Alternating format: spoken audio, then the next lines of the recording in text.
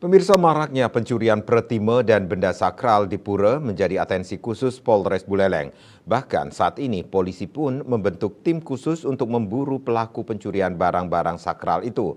Sejak awal bulan Januari 2024, tercatat sudah ada lebih dari 3 kasus pencurian pretime.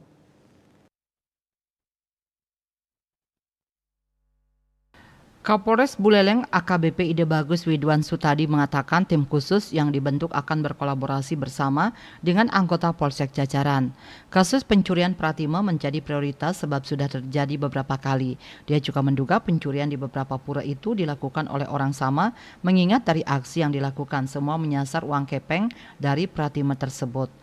Polres sudah membentuk tim dan masih menyelidiki. Ada kemungkinan pelakunya sama.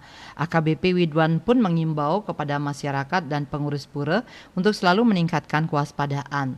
Tempat penyimpanan Pratima agar dipastikan terkunci, bahkan jika memungkinkan harus dipasangi CCTV. Sebaiknya dibuatkan pengamanan khusus terkait Pratima ini. Entah diletakkan di dalam pura atau dibuatkan tempat khusus yang lebih aman.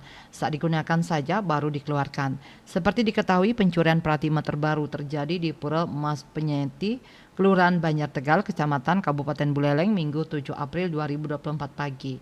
5 Pratima lanang istri milik pura setempat raib. Kerugian akibat hilangnya Pratima itu pun ditafsir hingga ratusan juta. Sebelumnya benda sakral di Pura Dalem Desa Pumahan, Kecamatan Sukasadu Buleleng hilang dicuri. Warga menduga maling mencuri benda sakral itu untuk mengambil uang kepeng kuno berbahan logam mulia. Kejadian tersebut terjadi pada Sabtu 24 Maret lalu. 2 buah pratima dan balai bagia yang berbahan emas di Pura Merajan milik warga di Kelurahan Banjar Jawa, Kecamatan Kabupaten Buleleng. Nyoman Yuda Bali Pos melaporkan.